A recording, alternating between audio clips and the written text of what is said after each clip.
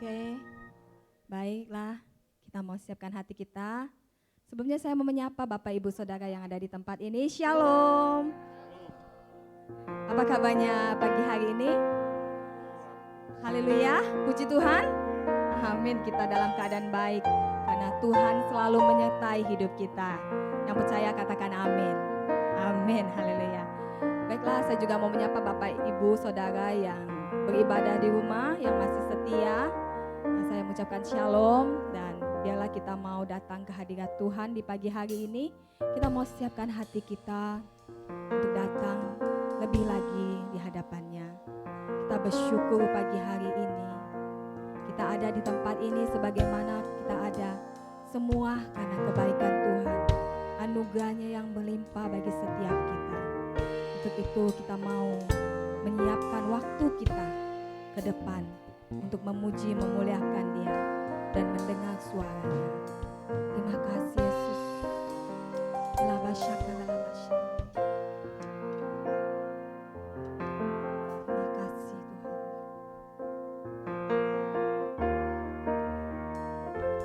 Ku sanjung Kau di tempat tinggi, sebab Engkau Imam besar agung. Ku sanjung Kau lebih dari yang lain, dan ku datang menyembahmu Tuhan. Mari sanjung Dia. Ku sanjung Kau di tempat tinggi, sebab Engkau Imam besar agung. Ku sanjung Kau lebih dari yang lain,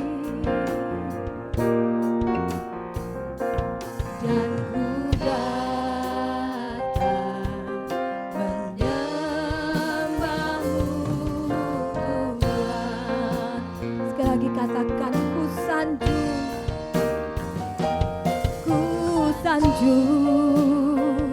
Kau di tempat tinggi, sebab Engkau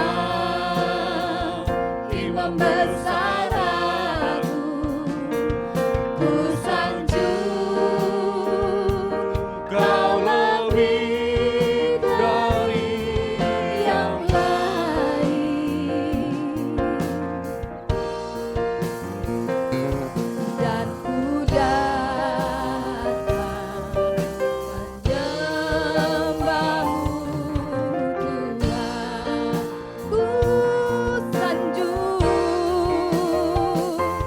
Ku sanjung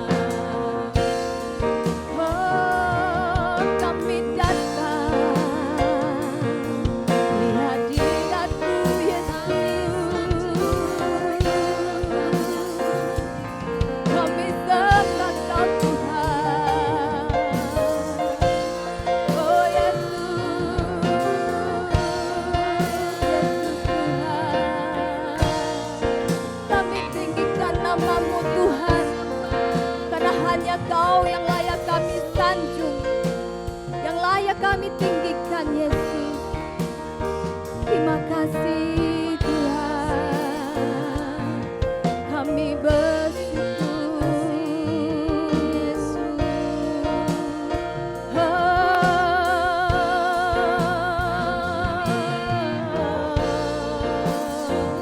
Haleluya, haleluya.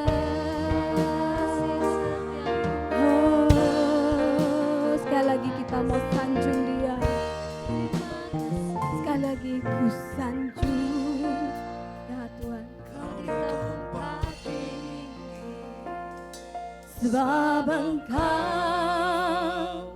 Imam besar agung, ku sanjung Kau lebih dari yang lain.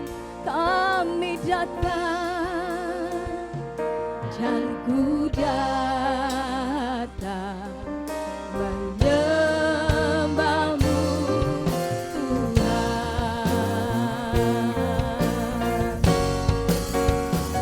Ku sanjung Kau di tempat tinggi, sebab Engkau Imam besar agung. Ku sanjung Kau lebih dari yang lain,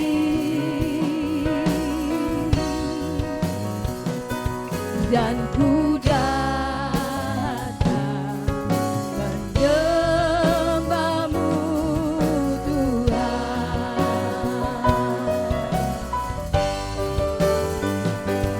Ku sanjung Kau di tempat tinggi, sebab Engkau Imam besar agung. Ku sanjung Kau lebih dari yang lain,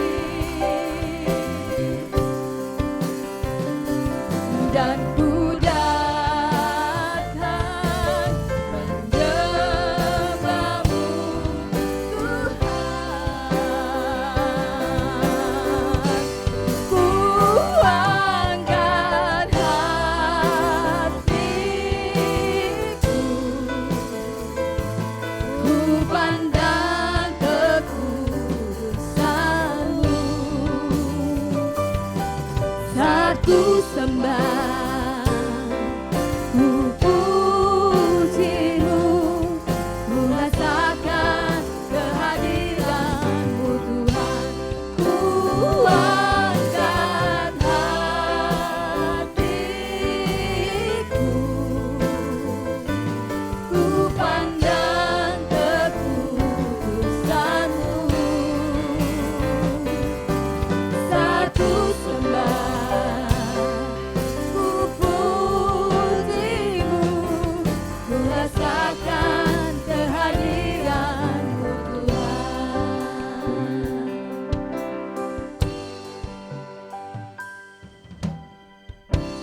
Saat ku menyembah-Mu, Roh-Mu bekerja. Saat ku memuji-Mu, Kau bertata di atas pujian.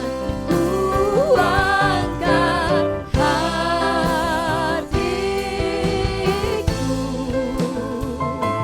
ku pandang kekudusan-Mu, saat ku sembah, ku puji-Mu, ku rasakan kehadiran-Mu Tuhan. Saat ku sembah, saat ku sembah, ku puji-Mu, ku rasakan kehadiran-Mu Tuhan. Ya Tuhan, kami percaya Engkau hadir di tengah-tengah kami. Kami percaya Tuhan Kau melihat setiap umat-Mu Tuhan. Apapun juga yang kami bawa di pagi hari ini, ucapan syukurkah, masalahkah, atau apapun beban yang kami rasakan, kami percaya Engkau akan melepaskannya, Engkau akan memberikan kelegaan, Engkau akan menyembuhkan. Terima kasih Tuhan, kami percaya Engkau ada di sini. Segala puji syukur kami naikkan hanya bagi nama-Mu. Kami mau tinggikan nama-Mu, kami mau muliakan Engkau, karena Engkau satu-satunya Allah yang berdaulat atas hidup kami. Terima kasih Tuhan, hanya dalam nama Yesus kami berdoa dan mengucap syukur. Haleluya, amin. Haleluya. Sekali lagi tepuk tangan buat Allah kita yang dahsyat. Amin. Mari Bapak Ibu masih dalam suasana Natal, kita mau bersukacita di dalam Tuhan. Haleluya.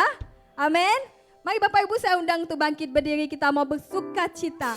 Betapa dalamnya kasih setia Tuhan dalam setiap hidup kita. Semuanya bertepuk tangan.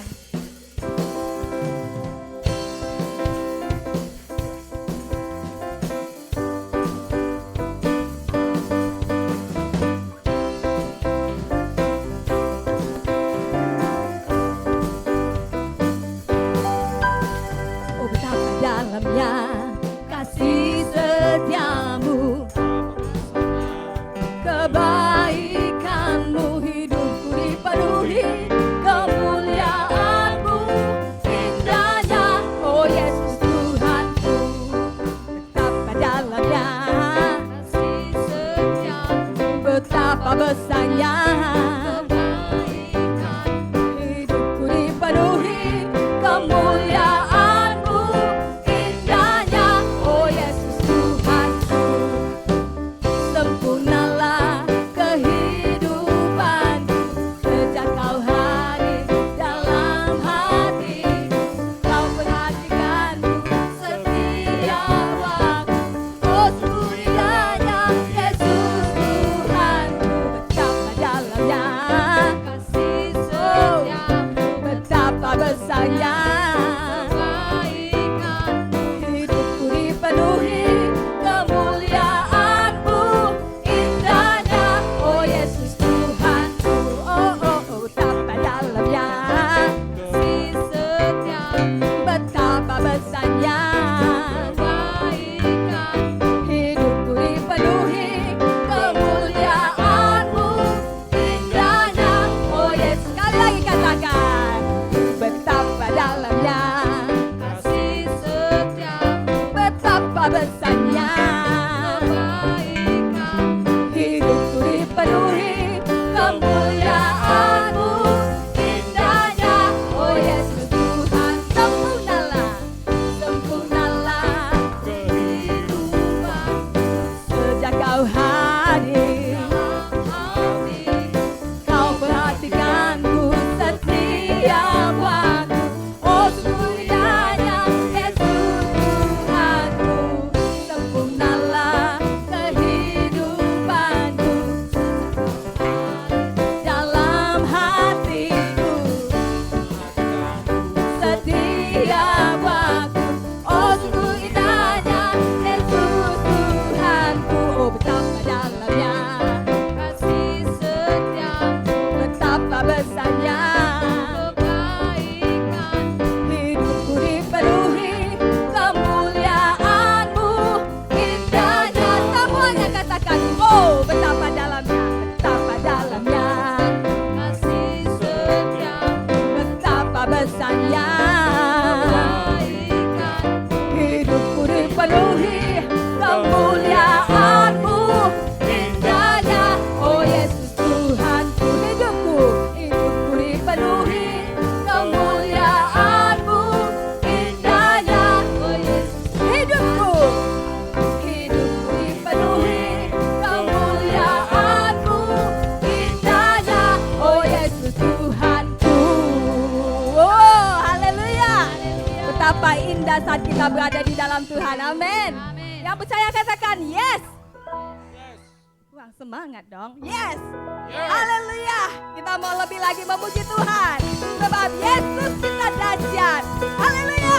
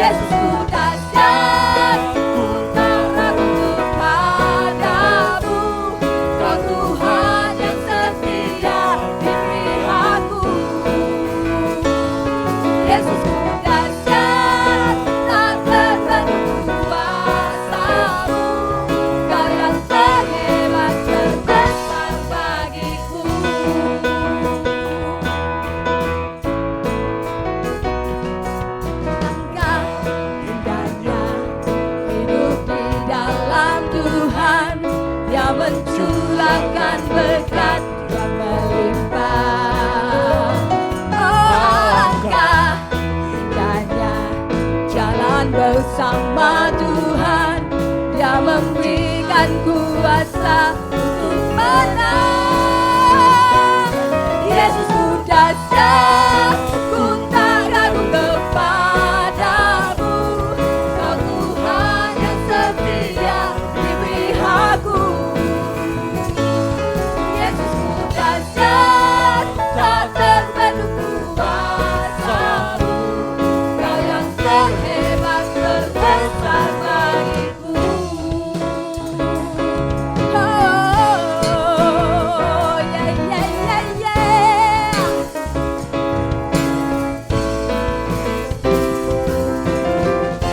Semuanya bersuka karena Tuhan.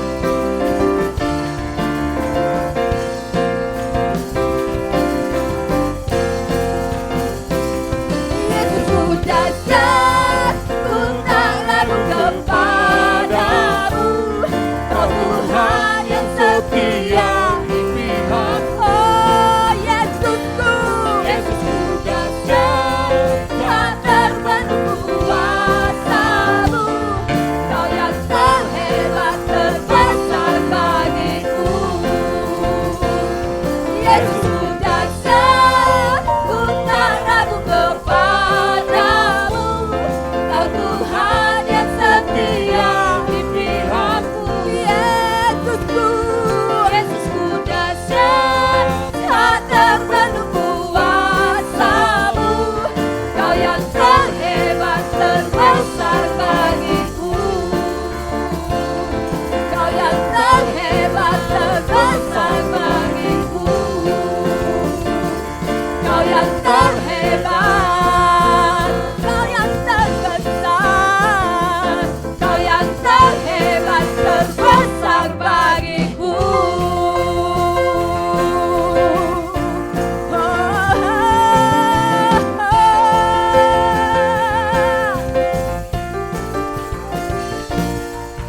Yeah, haleluya. Yesus terhebat, terbesar bagi setiap kita. Amin. Silakan duduk kembali Bapak Ibu. Terima kasih Tuhan. Terima kasih Yesus. Kami percaya Tuhan saat kami berada bersamamu, berjalan bersamamu Tuhan. Kami dapat hidup dengan curahan berkat dan anugerah-Mu Tuhan. Karena Engkau Allah yang tidak pernah meninggalkan kami, yang tidak pernah sekali-sekali membiarkan kami.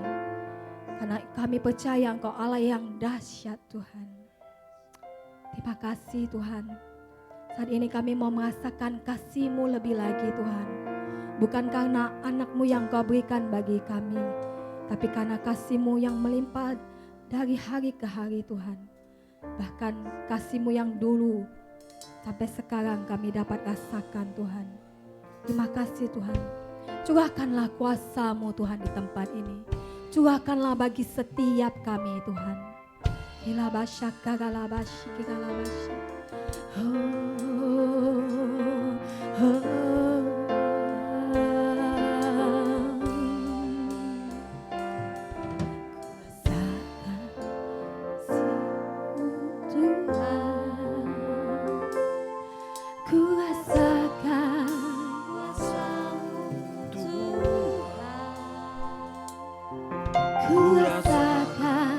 Kasih kuasa Roh Kudus, ku rasakan kehadiran-Mu,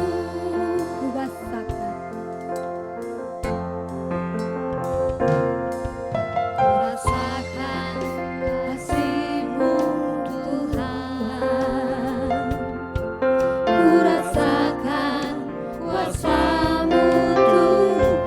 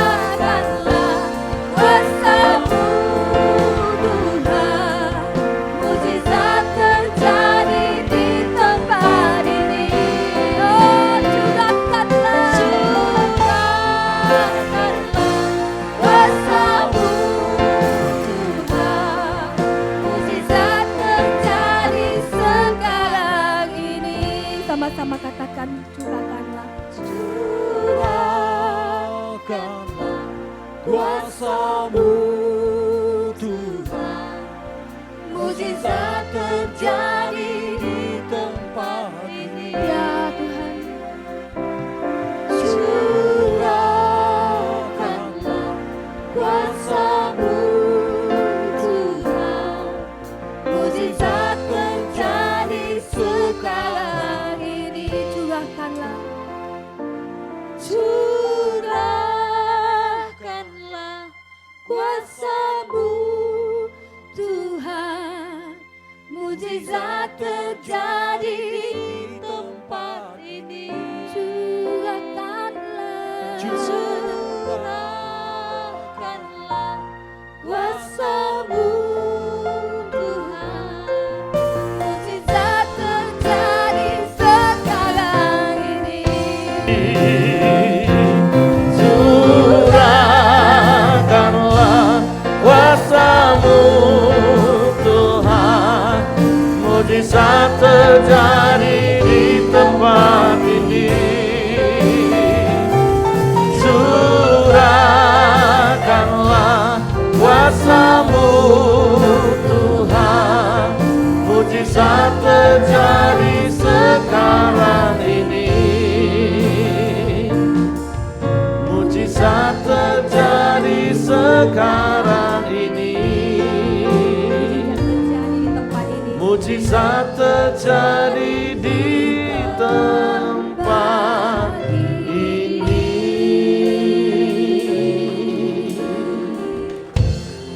Kami percaya Engkau ada di tempat ini karena kami berkumpul di dalam nama-Mu.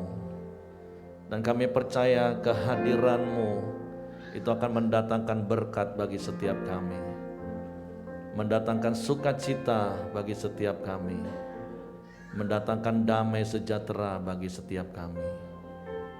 Sebab itu kami bersyukur, kami berterima kasih kepadamu kalau pagi hari ini kami boleh bersama-sama beribadah kepadamu.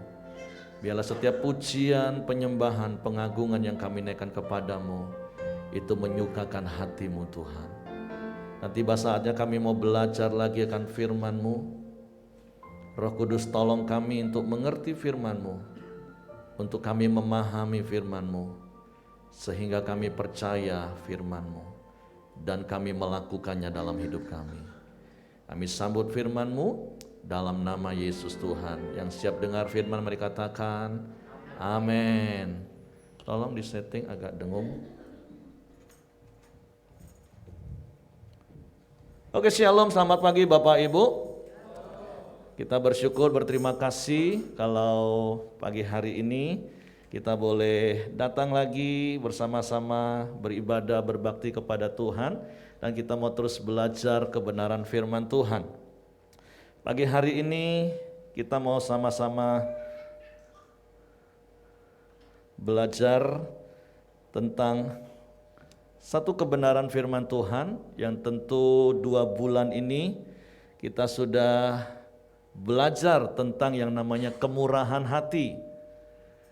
Dan kita mau terus belajar. Paulus kemana ya?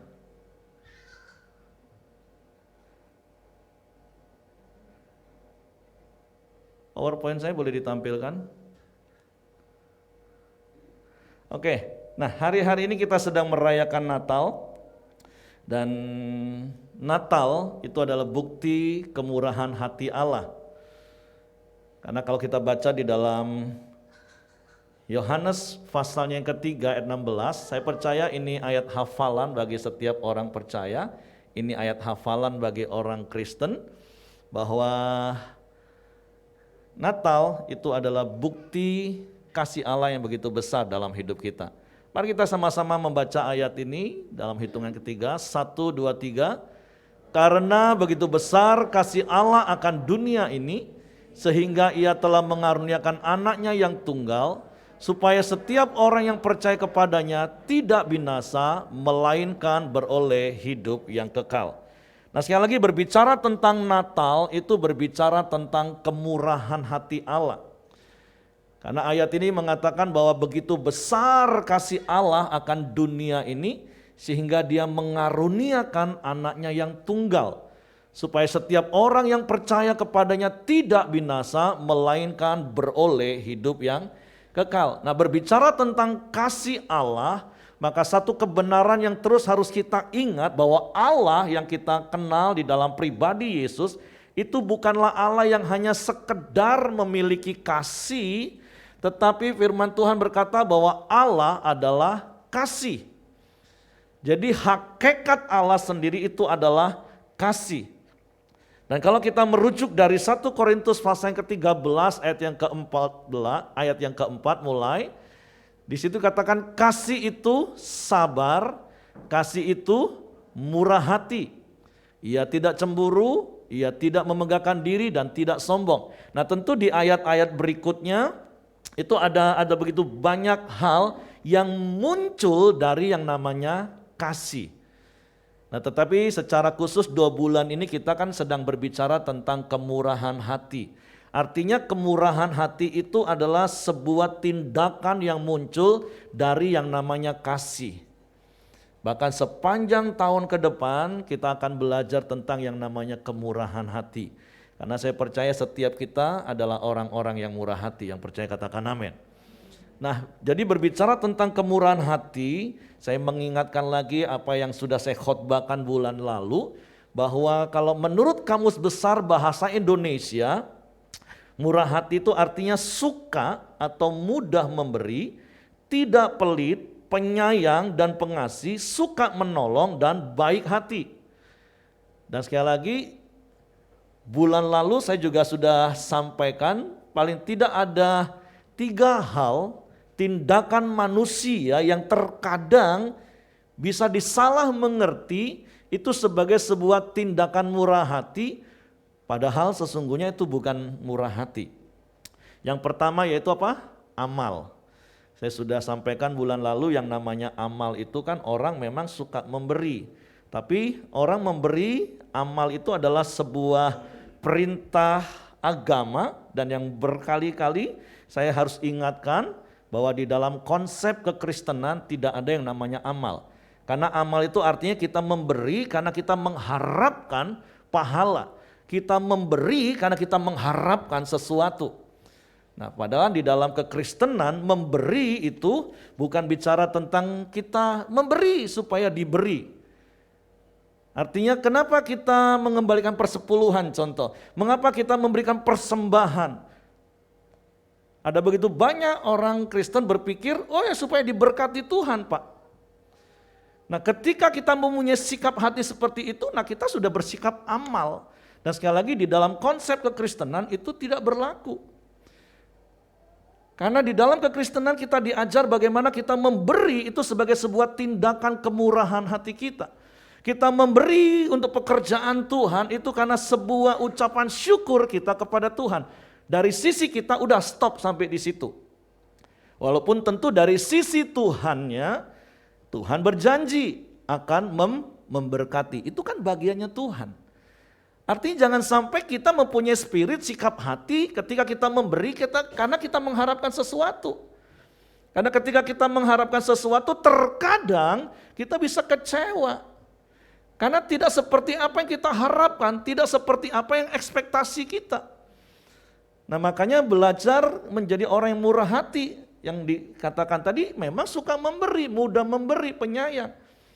Bahkan ketika kita melakukan sesuatu, firman Tuhan katakan lakukan segala sesuatu itu untuk Tuhan. Atau yang dikatakan dermawan, bulan lalu saya sudah sampaikan, dermawan itu orang yang memberi karena memang dia mempunyai kemampuan, dia punya harta yang banyak. Walaupun terkadang di dalamnya bisa tersimpan sebuah agenda yang tersembunyi. Dan yang ketiga adalah royal. Royal itu orang suka memberi. Dan biasanya dilakukan oleh orang yang memang berpikir bahwa dia bisa menerima dengan gampang. Dia bisa mendapatkan sesuatu itu dengan mudah sehingga dia juga bisa royal memberi. Nah, tetapi sekali lagi berbicara tentang murah hati bukan hanya sekedar memberi, tapi yang menjadi dasar perbedaannya itu adalah apa? kasih. Dan kalau kita bicara tentang kasih, tentu kita tahu yang namanya kasih itu bahasa Yunani ada 4. Ada agape, ada storge, filio, dan eros. Nah tentu bicara tentang kemurahan hati itu bicara sesuatu yang muncul dari kasih agape, yaitu Allah sendiri. Makanya sekali lagi bicara tentang Natal, Natal berbicara tentang kemurahan hati Allah, karena Allah yang kita kenal di dalam Yesus adalah kasih. Dan salah satu perwujudan kasih itu adalah kemurahan hati. Makanya bulan lalu saya ingatkan seperti ini, orang yang memberi itu belum tentu murah hati. Tetapi orang yang murah hati pasti akan selalu memberi dengan apa? Dengan dasar kasih, agape sekali lagi, tanpa syarat atau tanpa pamrih itu. Artinya ketika kita melakukan sesuatu, bulan lalu saya sudah jelaskan, kita nggak akan menjadi orang yang suka mengungkit-ungkit apa yang sudah kita lakukan. Tetapi tulus kita lakukan tanpa pamrih. Nah makanya di dalam bahasa Yunaninya, bicara tentang murah hati itu adalah Christotes, atau bahasa Latinnya disebut benignitas, dan dalam bahasa Inggris disebut kindness. Nah artinya perbuatan baik yang nyata, kelembutan dalam berlaku terhadap sesama dan bersikap penuh hormat. Jadi bukan hanya semata-mata tentang materi, bukan. Nah jadi kita bersyukur kita mempunyai Allah yang adalah kasih. Dan salah satu bentuk kasih Allah itu adalah kemurahan hatinya. Nah apa itu kemurahan hati Allah? Kita baca di dalam Roma pasal 8 ayat 32, firman Tuhan berkata seperti ini. Ia yang tidak menyayangkan anaknya sendiri, tetapi yang menyerahkannya bagi kita semua. Bagaimanakah mungkin ia tidak mengaruniakan segala sesuatu kepada kita bersama-sama dengan dia? Karena kemurahan hati Allah lah Allah memberikan anaknya yang tunggal yang sangat dikasihi, yaitu Yesus Kristus yang kita kenal, yang hari-hari ini kita sedang rayakan kelahirannya. 2000 tahun yang lalu di dalam segala kemuliaannya dia mau merelakan, melepas, merilis apa yang ada pada dirinya yang paling dia kasihi, digambarkan oleh Paulus kepada jemaat di Roma. Yang kita tahu sebenarnya Yesus itu adalah Allah sendiri, pribadinya sendiri, tapi dia berikan kepada kita. Firman Tuhan katakan sekali lagi, ia yang tidak menyayangkan anaknya sendiri tetapi yang menyerahkannya bagi kita semua. Siapa kita semua Bapak Ibu? Firman Tuhan dengan jelas katakan apa? Karena semua orang telah berbuat dosa dan telah kehilangan kemuliaan Allah. Bicara tentang kasih karunia, kemurahan, kan kita sudah belajar berkali-kali. Allah enggak wajib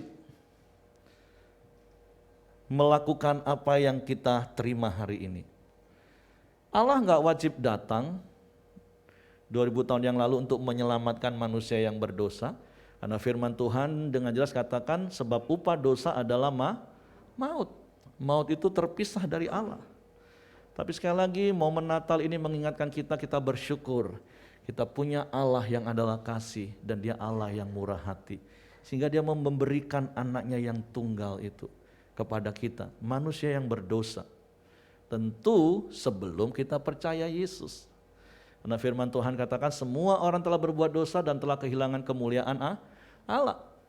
Dan di dalam Mazmur 51 ayat 7 katakan sesungguhnya dalam kesalahan aku diperanakan, dalam dosa aku dikandung ibuku. Ayat ini juga sudah berkali-kali saya jelaskan bahwa berbicara tentang semua manusia berdosa, ya semua manusia. Begitu dia dikandung, itu sudah dikandung di dalam dosa. Dia dilahirkan dalam dosa. Kan beberapa konsep yang lain katakan, oh enggak dong, bayi itu murni, bayi itu suci, enggak ada noda apapun. Itu konsep yang lain, it's okay silakan. Tapi firman Tuhan dengan jelas katakan bahwa manusia ketika dikandung saja, dia sudah dikandung di dalam dosa. Dan dia dilahirkan dalam kesalahan. Dan buktinya apa? Berkali-kali juga saya ingatkan. Bahwa tabiat dasar itu adalah egois. Tabiat dasar dari dosa itu adalah egois. Dan kita kan sering kali melihat anak-anak kecil, Yang saya percaya sekali lagi para ibu-ibu waktu menggendong, menimang anaknya waktu bayi nggak pernah ngajarin untuk jadi orang yang paling egois. Nah, kalau punya makanan jangan bagi ya.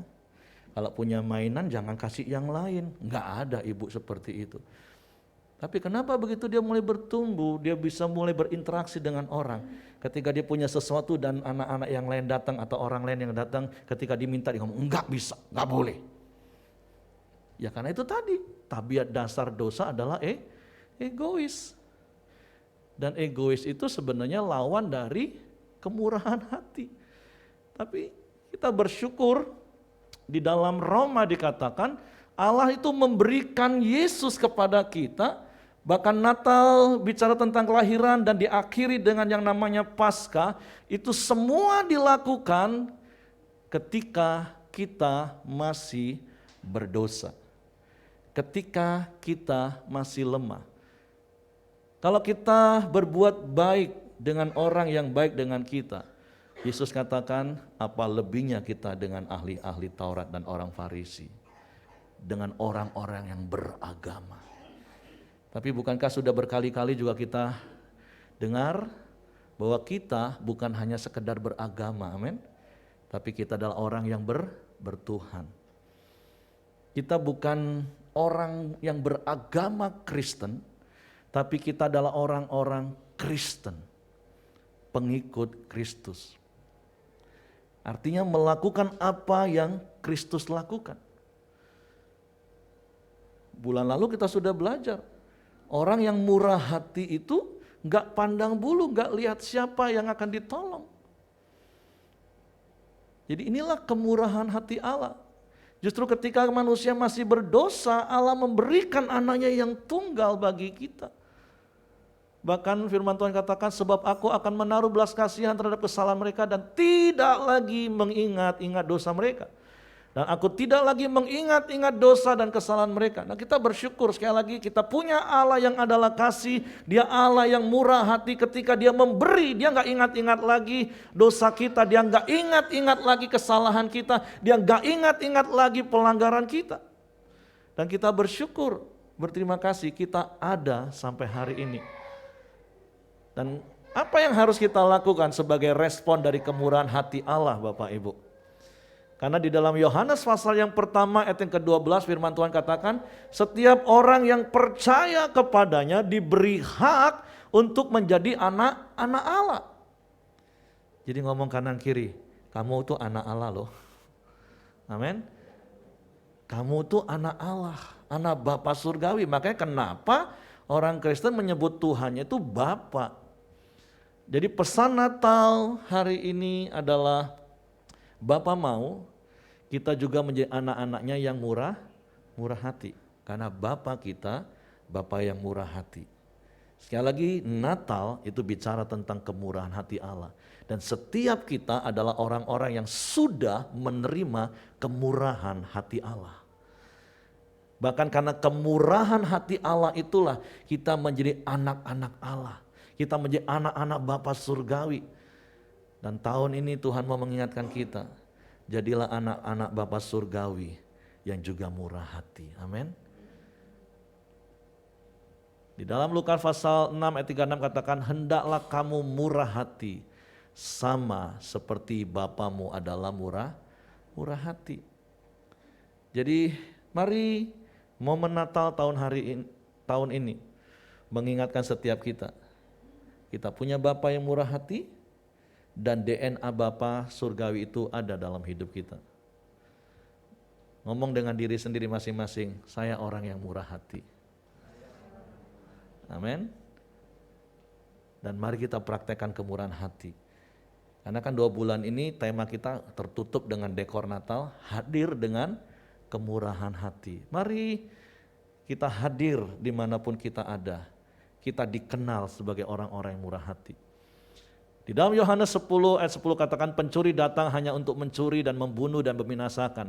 Tapi Yesus berkata apa? Aku datang supaya mereka mempunyai hidup dan mempunyainya dalam segala kelimpahan. Dan saya mau katakan seperti ini Bapak Ibu, hanya orang-orang yang hidup dalam prinsip kelimpahanlah yang akan bisa mempraktekkan kemurahan hati Allah. Kalau membaca ayat Yohanes 10 ayat 10 khususnya bagian B, saya sudah berkali-kali juga sampaikan dari mimbar ini. Bertahun-tahun di awal pelayanan saya nggak pernah berani khotbah Yohanes 10 ayat 10 bagian B, nggak pernah. Karena begitu mau ngomong soal kelimpahan, ada tuduhan yang saya terima. Kamu mau ngomong apa soal kelimpahan? Hidupmu aja kayak gitu. Rumah juga kagak punya, jadi kontraktor, numpang sana, numpang sini, ngontrak sana, ngontrak sini. Waktu itu kendaraan juga masih pinjam kalau pelayanan. Ya syukur-syukur sih nggak sampai ngutang sih Bapak Ibu waktu itu.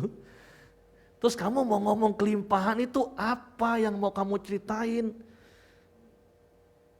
Itu dulu puluhan tahun yang lalu, bahkan mungkin ya belasan tahun yang lalu. Sampai ya sekitar mungkin 15-20 tahun yang lalu ketika saya ngerti kebenaran firman Tuhan, oh ternyata konsep kelimpahan itu bukan berbicara tentang berapa banyak yang kita punya. Tapi konsep kelimpahan itu berbicara tentang berapa banyak yang bisa kita bagi. Itulah orang yang hidup dalam kelimpahan. Dan Yesus katakan, aku datang sebagai bentuk kemurahan hati Allah tadi dengan sebuah tujuan apa? Supaya kita mempunyai hidup dalam kelimpahan. Dan sekali lagi bicara tentang kelimpahan itu bukan bicara tentang berapa banyak yang kita punya, tetapi berapa banyak yang kita bisa bagi. Ingat Bapak Ibu, tabiat dasar dosa tadi apa? Egois. Nah, orang egois itu seperti Amsal katakan, seperti lintah untukku dan untukku. Tapi hari ini firman Tuhan mau mengingatkan kita. Sekali lagi oleh karena kemurahan hati Allah, ketika manusia berdosa, Allah memberikan Yesus anaknya yang tunggal. Supaya apa? Supaya kita bukan lagi manusia berdosa dengan tabiat dasarnya egois. Tapi kita menjadi orang kudus, kita menjadi orang benar, kita menjadi anak-anak Allah yang menikmati hidup di dalam kelimpahan. Dan sekali lagi saya harus ulangi, apa itu kelimpahan? Kelimpahan bukan bicara tentang berapa banyak yang kita punya, tapi berapa banyak yang bisa kita bagi. Makanya saya katakan hanya orang-orang yang hidup dalam prinsip kelimpahanlah yang akan bisa mempraktekkan kemurahan hati. Dan saya bersyukur saya berada di tengah-tengah orang yang mempraktekkan hidup dalam kelimpahan. Amin. Ketika satu dengan yang lain ada kekurangan, semua bisa saling berbagi satu dengan yang lain. Nanti kita akan belajar lebih lanjut lagi, bicara berbagi itu bukan hanya sekali lagi, bukan hanya bicara tentang uang. Bahkan di dalam 1 Korintus pasal 9 ayat 10 dan 11, di situ katakan bahwa Tuhan menyediakan benih bagi penabur. Artinya ketika kita mau menabur, siapa yang menyediakan Bapak Ibu? Tuhan. Bukankah kita sering membaca Roma 11 ayat 36 bahwa segala sesuatu itu dari Dia, oleh Dia, dan kepada Dia. Bagi Dialah kemuliaan sampai selama-lamanya. Setiap kita hanyalah pengelola dari apa yang ada di tangan kita hari ini, amin. Semua yang ada pada kita itu dari Tuhan. Dia yang menyediakan benih bagi penabur dan roti untuk dimakan. Jangan takut Bapak Ibu. Tuhan menyediakan benih untuk kita tabur, tapi Tuhan juga menyediakan roti untuk kita makan. Artinya kita juga harus menikmati berkat Tuhan Bapak Ibu. Kita juga bisa menikmati dengan berbagai macam apa yang kita pengen. Dan itu sah. Karena sekali lagi ayatnya katakan, Ia yang menyediakan benih bagi penabur dan roti untuk dimakan. Jadi kalau berbicara tentang murah hati terus jangan, kalau gitu harus memberi. Enggak mempedulikan diri sendiri. Enggak Bapak Ibu. Kita harus menikmati. Makanya setiap kali saya sering doa untuk jemaat di dalam usahanya, Tuhan berkati lumbung-lumbung perbendaharaan mereka, supaya mereka dapat mengelola dengan bijak, supaya mereka dapat menikmatinya dengan sukacita, dan mereka bisa membagikannya dengan penuh kemurahan hati. Jadi ngomong kanan kiri, murah hati bukan berarti kamu gak boleh pergi liburan. Murah hati bukan berarti kamu gak boleh beli mobil. Murah hati bukan berarti kamu gak boleh beli rumah. Murah hati bukan berarti kamu gak boleh makan enak. Jangan salah ya Bapak Ibu ya. Karena ayat ini kan jelas. Tapi ada roti yang untuk dimakan, tapi juga ada benih untuk ditabur. Dan ayat 11 katakan, kamu akan diperkaya dalam segala macam kemurahan hati Allah. Nah ini terjemahan di bahasa Indonesia kurang tepat Bapak Ibu. Tapi kalau Bapak Ibu lihat di King James-nya, di terjemahan aslinya, terus di terjemahan bahasa Indonesia sehari-hari itu lebih tepat Bapak Ibu. Ayat itu ngomong gini, kamu akan diperkaya dalam segala macam hal untuk kemurahan hatimu. Artinya Tuhan memperkaya kita dalam segala hal dulu, kita punya segala hal dulu, dengan kelimpahan baru kita bisa memberi. Amin Bapak Ibu. Ngomong kanan kiri, kamu itu sudah diperkaya dalam segala hal. Waktu, setiap kita punya waktu yang sama. Tapi sekali lagi bicara tentang kelimpahan waktu. Sekali lagi konsep kelimpahan itu apa? Bukan berapa banyak waktu yang aku punya, tetapi berapa banyak waktu yang aku bisa beri untuk orang lain. Zaman sekarang kan lagi ngetren yang namanya apa? Me time, me time. Boleh nggak me time? Boleh Bapak Ibu, monggo silakan. Tapi jangan gara-gara me time, engkau nggak punya waktu untuk memperhatikan sesamamu. Dan sekali lagi firman Tuhan yang selalu saya ajar adalah apa? Mulailah dari rumahmu. Jangan di rumah masing-masing me time, sampai gak punya waktu untuk memperhatikan satu dengan yang lain. Jangan sampai HP menyita seluruh waktumu, sampai engkau gak pernah peduli dengan suamimu, dengan istrimu, dengan orang tuamu, dengan anakmu. Kemarin saya nasihati sepupu saya, karena salah satu II kami tanya, kamu di Jambi atau di Palembang? Saya jawab, dia udah di Palembang Terus saya ngomong itu di grup keluarga besar kami. Makanya kunjungilah sesepuh-sesepuh itu biar tahu kalau kamu itu masih hidup dan kamu masih ada di kota Palembang, bukan di Jambi lagi. Amin. Jadi waktu. Kita sudah diperkaya dengan apa lagi? Dengan kesehatan, dengan kekuatan, dengan tenaga. Mari saling tolong menolong. Bahkan kita juga sudah diperkaya dengan materi. Sekalipun sekali lagi ukuran kaya itu nggak pernah saya tahu. Orang yang disebut kaya itu punya uang berapa saya juga nggak pernah tahu dan memang nggak ada ukurannya Bapak Ibu. Tapi paling tidak saya melihat wajah-wajah yang diberkati Tuhan, amin. Mari engkau yang sudah diperkaya dalam segala hal untuk kemurahan hatimu. Mari tunjukkan kemurahan hatimu, amin. Nah ingat, lawan dari murah hati adalah apa? Apatis, yang didasari dengan egois tadi, sikap acuh tak acuh dan tidak peduli pada orang lain. Nah di dalam Lukas pasal 10 ayat 25 sampai 37 itu kan sebuah kisah yang sudah sering kita dengar, bahkan di sepanjang 2 bulan ini mungkin ayat ini juga udah nggak tahu berapa kali kita dengar kisah tentang seorang Samaria yang baik hati, tentang seorang Samaria yang murah hati. Bagaimana Yesus menggambarkan kemurahan hati itu dengan sebuah kisah. Bagaimana ada seorang yang dirampok habis-habisan, dia digebukin sampai babak belur, sampai sekarat dan ditinggalkan di pinggir jalan. Dan kemudian lewat seorang ahli Taurat, orang Farisi, seorang imam lebih tepatnya. Dan apa yang dilakukan imam itu? Dia harusnya punya waktu enggak? Yang udah pasti dia punya waktu. Tapi apakah dia memberikan waktunya untuk orang itu? Dia punya tenaga enggak? Punya. Tapi apakah dia berikan untuk orang itu? Dia punya uang? Oh pasti punya. Apakah dia memberikan uangnya untuk orang itu? Enggak. Terus kemudian juga lewat orang Lewi. Yang notabene nomor 1, nomor 2 itu orang yang beragama. Tapi sekali lagi saya mau mengingatkan setiap kita bukan hanya sekedar orang yang beragama Kristen,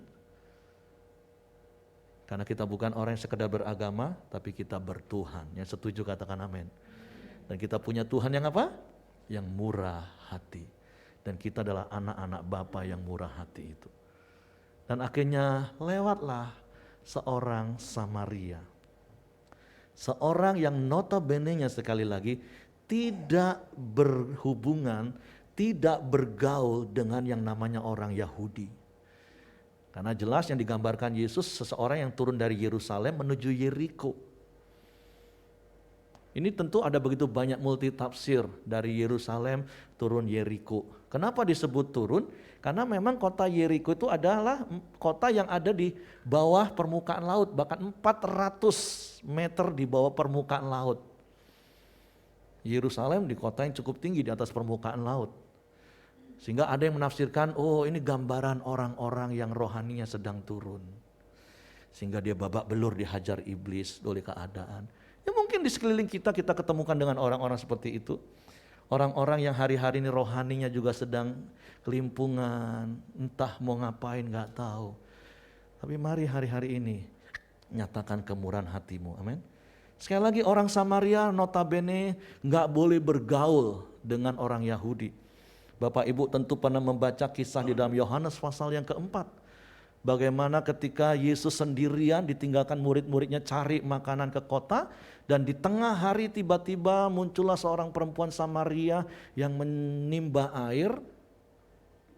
Karena memang dia seorang perempuan sundal yang dia nggak mau ketemu dengan banyak orang. Makanya dia cari air, timba air di tengah hari. Supaya waktu orang semua pergi mengembalakan kambing domba, dia sendirian. Dia pikir waktu itu dia sendirian sepi. Tiba-tiba datang Yesus dan Yesus berkata, berikan aku minum. Dan apa wanita itu katakan, engkau seorang Yahudi, masa minta air sama aku? Enggak bisa, enggak boleh. Tapi kita belajar dari seorang Samaria yang murah hati dalam kisah ini. Kalau dibilang dia punya urusan, dia juga punya urusan gak Bapak Ibu? Pasti dia juga punya urusan, emang dia iseng lewat jalan situ? Ngelewati jalan yang penuh resiko yang buktinya ada orang dirampok waktu itu. Seperti imam tadi juga punya urusan, orang Lewi juga punya urusan, buru-buru. Emang Bapak Ibu pikir orang Samaria gak punya urusan lewat situ? Dia juga pasti punya urusan. Tapi ketika dia melihat orang yang terluka itu, dia menunjukkan kemurahan hatinya. Dia berikan waktunya untuk ngurus orang tersebut. Dan dia berikan tenaganya untuk merawat, menggendong, mendudukkan di atas keledainya mungkin atau ontanya. Dan untuk kemudian dibawa ke tempat penginapan untuk dirawat. Bahkan dia juga mengorbankan uangnya. Maka dia ngomong, nanti kalau kurang, aku datang 2 hari lagi, aku kasih lagi. Itulah gambaran murah hati. Dan sekali lagi saya katakan murah hati itu bukan hanya bicara tentang uang. Kalau bicara tentang uang itu tadi amal, dermawan, royal. Tapi yang Tuhan mau ingatkan kepada kita pagi hari ini, jadilah murah hati seperti Bapamu adalah murah hati. Dan sekali lagi hanya orang-orang yang menyadari dia adalah orang yang menerima kemurahan hati Bapa. Dia sudah menerima semua kelimpahan bahwa semua yang ada padaku itu datang daripada Tuhan. Makanya berkali-kali saya mengajar jemaat, ayo kelola waktumu. Saya sangat diberkati dengan statement almarhum Ed Cole. Manajemen hidup itu dimulai dari manajemen waktu. Bohong kalau kita nggak bisa mengelola waktu kita 24 jam, terus kita mau kelola hidup kita yang 70-80 tahun itu.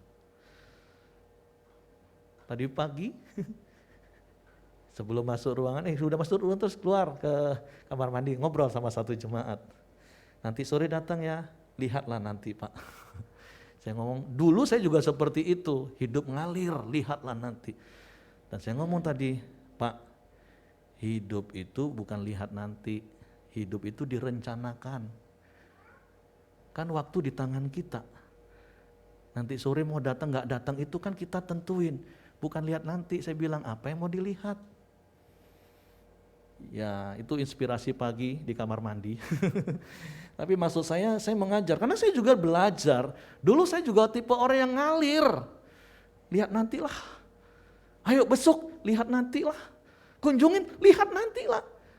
Kalau udah ngomong lihat nanti itu ujungnya apa Bapak Ibu? Nggak jadi, nggak ngapa-ngapain.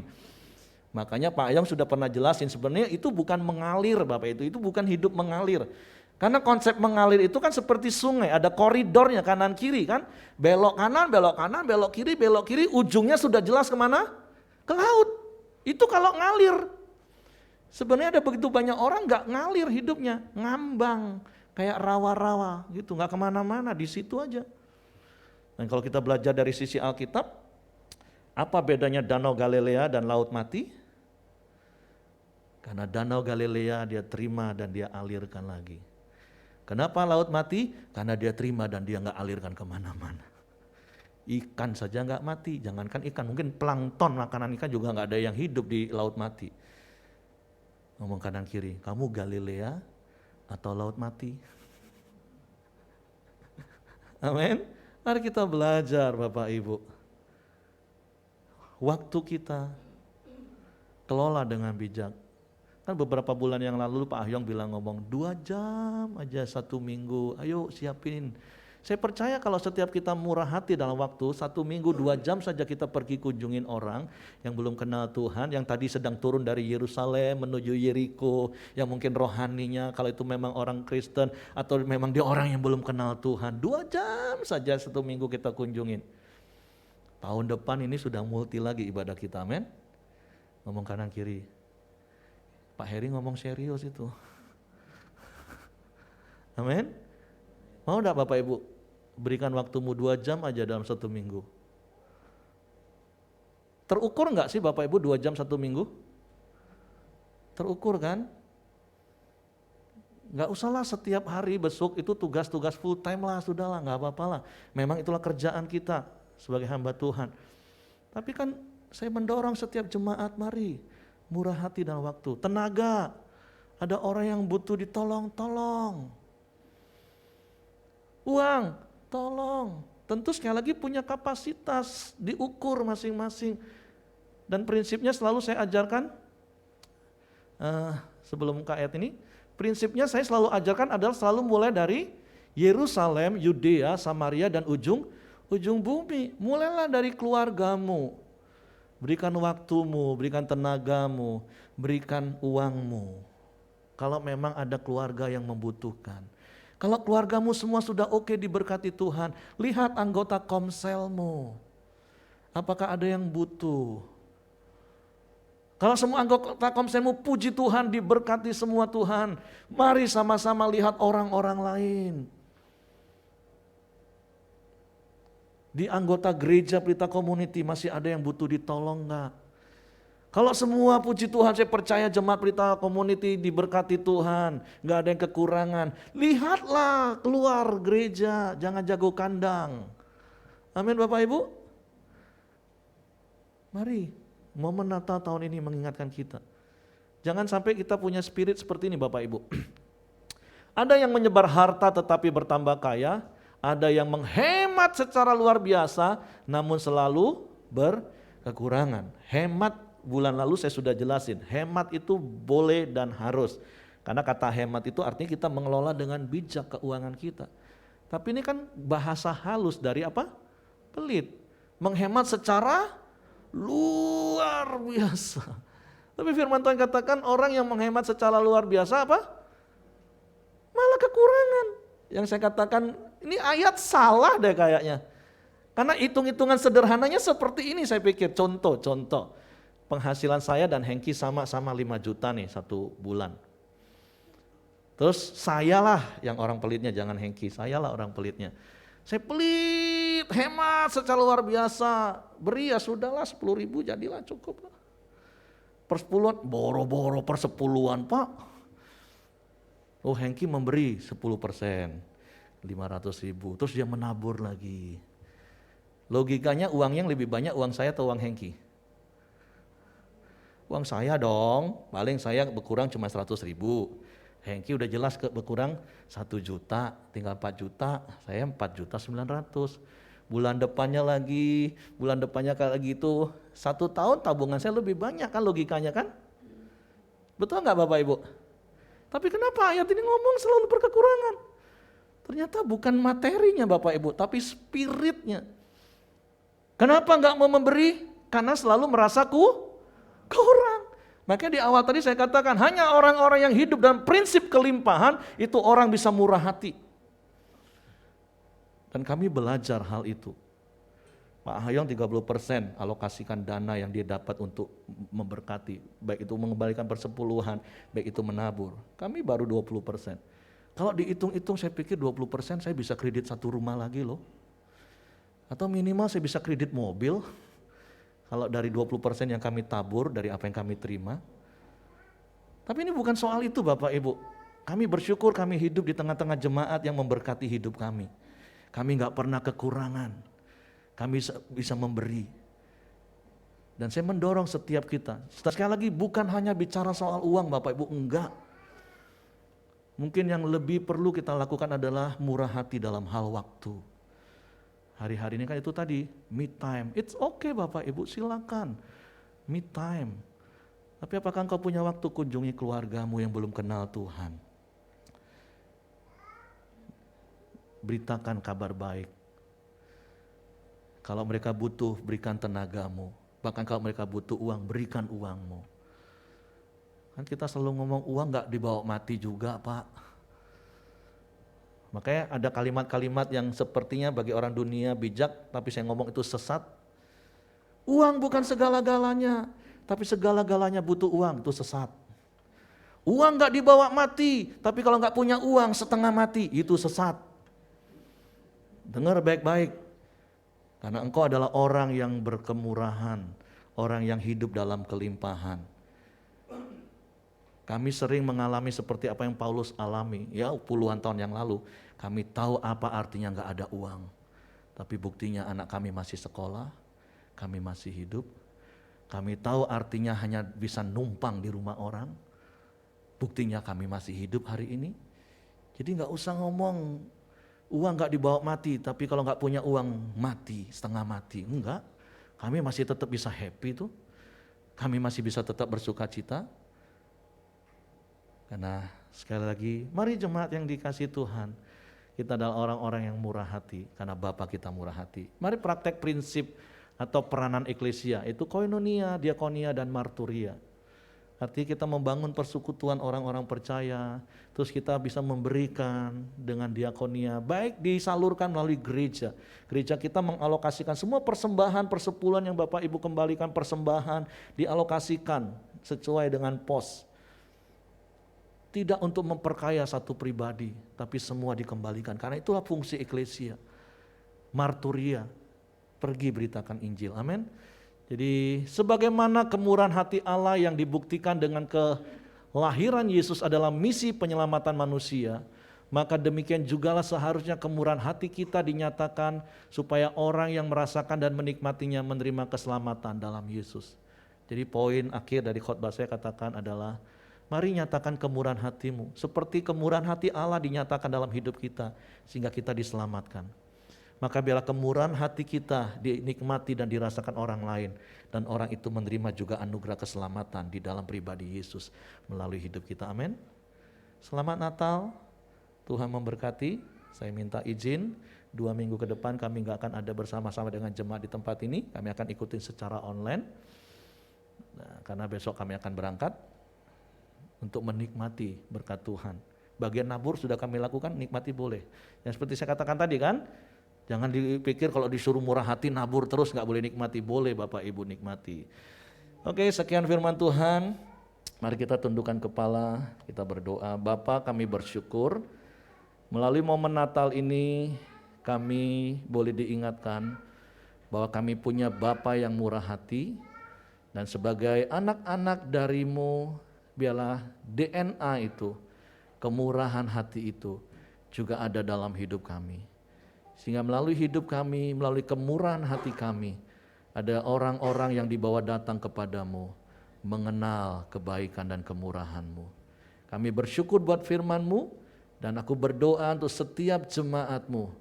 Biarlah hidup mereka sungguh menjadi bukti kemurahan hati-Mu. Hidup mereka menjadi bukti kebesaran-Mu. Terpujilah nama-Mu Tuhan. Kami bersyukur dalam nama Yesus. Haleluya. Amin. Kita akan dengarkan beberapa pengumuman multimedia sebelum kita akan mengakhiri pertemuan ibadah kita pagi hari ini.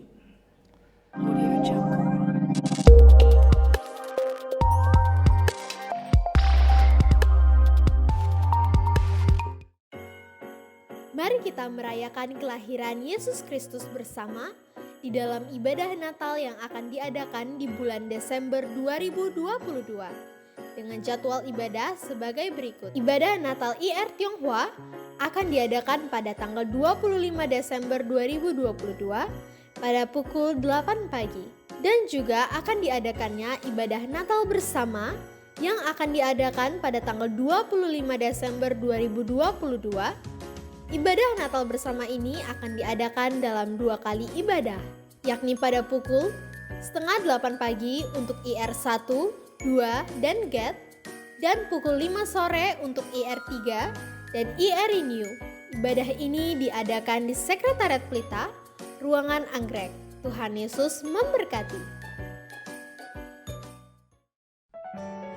Diberitahukan kepada Bapak Ibu Saudara, yakni akan diadakannya doa syafaat setiap hari Selasa jam 19.30 di ruangan Sakura. Untuk itu, kami mengharapkan kedatangan Bapak Ibu Saudara untuk ikut serta di dalam doa ini. Terima kasih. Mari kita ikuti bersama doa puasa pelayan pada hari Sabtu, tanggal 24 Desember 2022, jam 12 siang di Sekretariat Pelita, Ruangan Anggrek. Dibutuhkan karyawan-karyawati di Best Kopitiam Lipo Mall Jambi dengan syarat yakni sebagai berikut. Umur minimal 17 tahun dan maksimal 30 tahun, rajin, bisa bekerja sama dan bertanggung jawab. Untuk info lebih lanjut dapat menghubungi Tio Lini di nomor 0853 6677 9037. Kami mengucapkan selamat ulang tahun bagi Bapak Ibu Saudara yang berulang tahun di sepanjang minggu ini.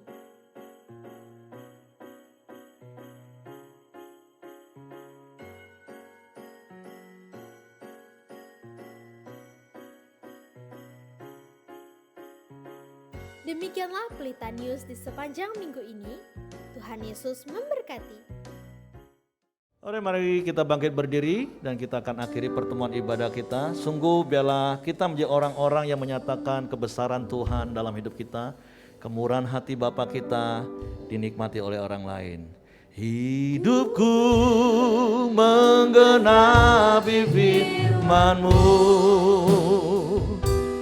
tanda mujizat sertai tiap langkahku. Kau bersamaku di dalamku, jadi bukti kebesaran-Mu. Hidupku menggenapi firman-Mu. Ya, amin, haleluya. Tanda mujizat sertai tiap langkahku. Kau bersamaku di dalamku, jadi bukti kebesaran-Mu.